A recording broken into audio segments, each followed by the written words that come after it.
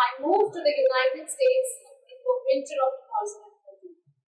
I moved there on a dependent visa, a visa that doesn't grant the permission to work or live. I knew this from beforehand that my work visa could take 1, 2, or even more years to arrive. I had prepared myself for my new life, only that I didn't know that it would be so extreme in all its qualities. Too much cocaine, too much cleaning, a high cost of living, a very harsh Chicago weather, and my husband's long hours of work. I could only see heaps of snow outside from my window, and very few humans wearing black overcoats that too only during commute hours. My life until 2013 was very different. Being a social and extrovert person, I had always been surrounded by friends, family, work, and social events. My friends and family were carrying on with their life in India as they knew it. I wasn't enjoying my life. I used to feel empty and alone sitting in my home all day. And this emptiness was taking away from me the power to rebuild my life. It was not necessarily a job that I was looking for, but there are so many things that come along with a job. A social circle, everyday goals, a sense of purpose, and financial stability. I used to feel bad telling my friends that I don't have a job, I'm not having fun in life, and I'm not as busy as they are. Yes, I was not alone in feeling this way. You will be surprised to know that unemployed people in Japan wear formal wear, take trains to different destinations, sit at parks the whole day till the evening, and after that return to their apartments. The primary reason they do this is because they don't want anyone to know that they are not working. Strange, but very similar. I started to prepare myself for another MBA. So I could get on a student visa and from there on get a work visa to my office. I even made a few friends at that time and I returned to my hobbies of reading and painting. But I still had a lot of time on myself. And I was not doing it. I was one of those who was so unaccustomed to being alone because I had always been surrounded by people. You know how it is in India, there are people everywhere. A sudden lack of social stimulation caused feelings of disconnect and disengagement. I knew I had hit the rock bottom. And whenever you hit rock bottom in life, that's the beginning of asking questions. Just making you realize how of course you are.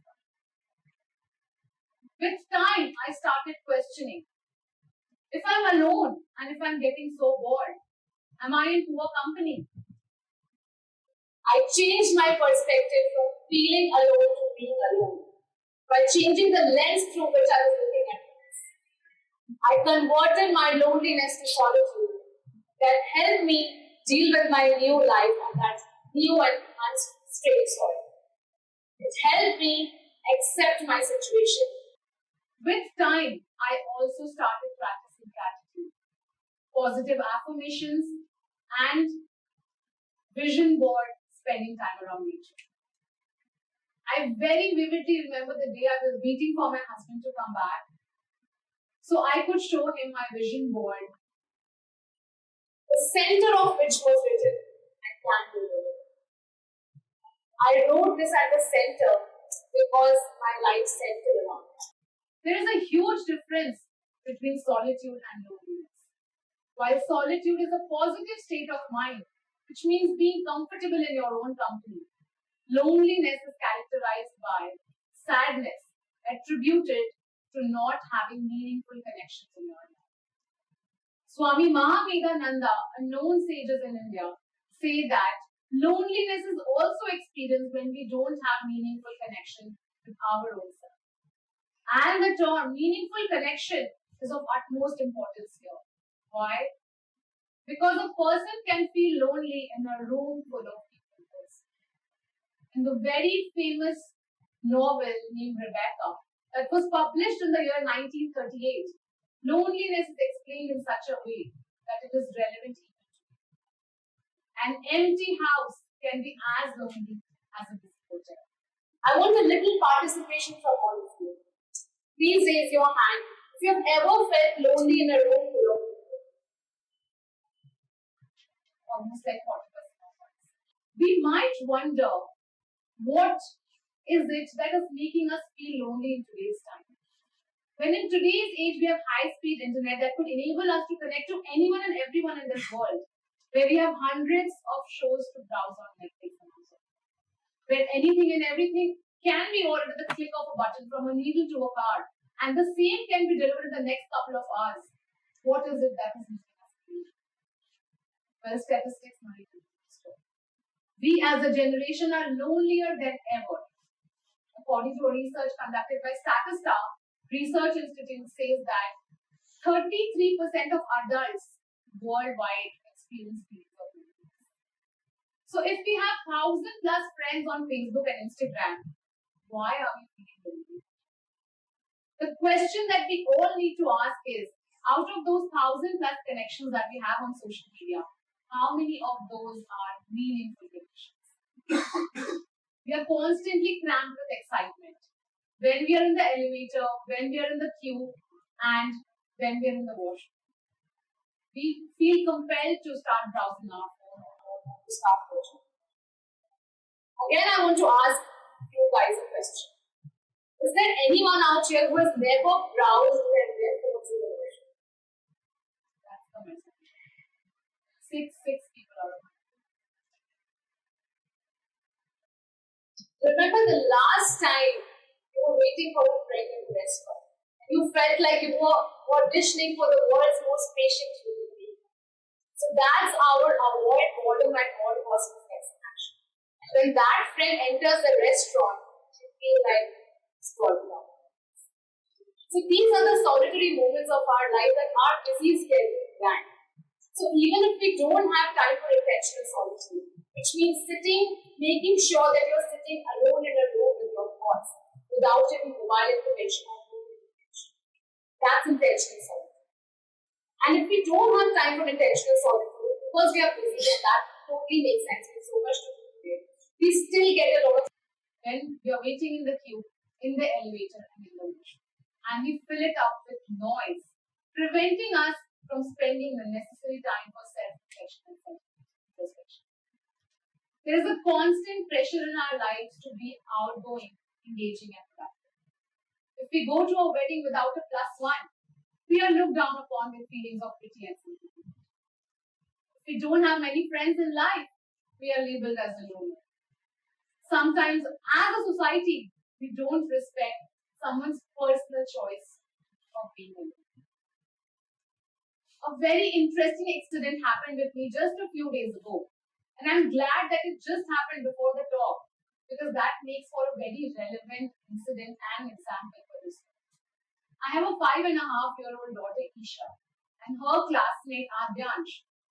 His mother called me on the phone, and she was telling in the parents-teacher meeting, the teacher said that Adyansh doesn't mix up with other children as much. And immediately she added that she will start organizing more playdates for Adyansh.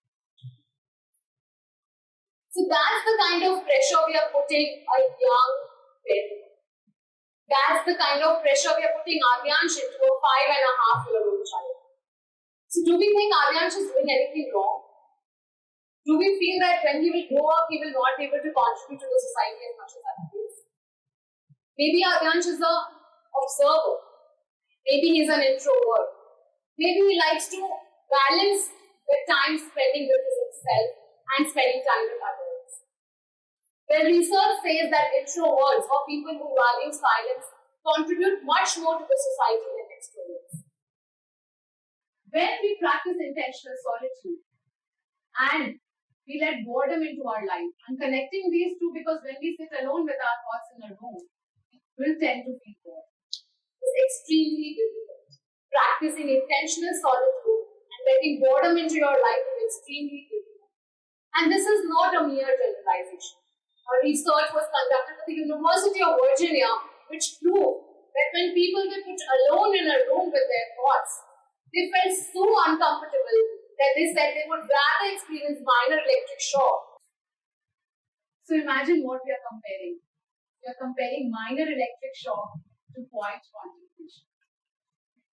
Professor Jonathan Schooler from the Department of Psychology at the University of California remarked after seeing the results of the experiment, "I'm surprised that people find themselves in such poor company, that the average human is not able to create an interesting trail of thoughts that would keep them entertained when they are alone with them."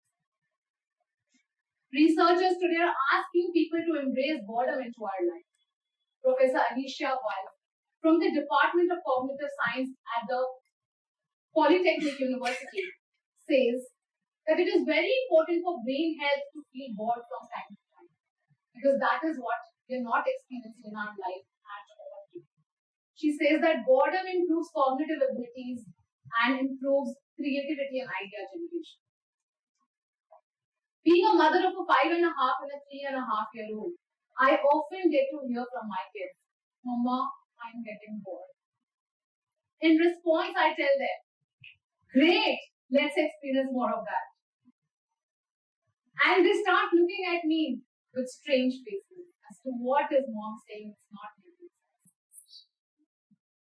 So in this society which is lonelier and busier than ever, let's create some space for nothingness. Let's create some space we are absolutely doing nothing, sitting alone in a room, relaxed, alert and awake, not sleeping, and letting our minds wander in whatever direction it wants to go. We feel mind wandering, such a waste of time in a world where we have so much to do. Long to-do list. I need to tick mark. But researchers at the Bard Allen University say that mind wandering is extremely important for brain health. It improves cognitive ability. Don't spend time in solitude because you feel you might ever be in a situation in which I was 10 years ago, where I had to face myself head on, but because it is extremely important and essential in today's time. Solitude fosters creativity. Dr. Swiss created many of his important creations at a lonely bell tower at his home in California. Very famous J.K. Rowling accepted in an interview. There are hundreds of advantages of solitude. It provides balance to our day, provides acceleration to our day, removes stress and tension from our life. It fosters self-confidence, boosts empathy, and much more. And all of these advantages are research-backed, which I want to go through with all of you. But these TED organizers are staring at me as my time is limited. Though they're not paying me to speak over here, but they're giving me a very valuable thing, that's 18 minutes. So these solitary moments of our life, when we are in the queue, when we're in the elevator, or when we're in the washroom, are like the step backs that we take to eventually move forward in life faster than anyone else. Like a racer who takes a step back to eventually start moving faster than anyone else. And lastly, let us understand that we cannot pour from an empty cup. If there is nothing inside the cup, what will be poured? So if we have love for ourselves, then only we can offer love to others. If we have a strong bond with ourselves, strong relationship, we have self-awareness, then only we can foster relationships, build stronger relationships around our life. So let's not shy away from our own company, and let's embrace intentional solitude, boredom, and mind work.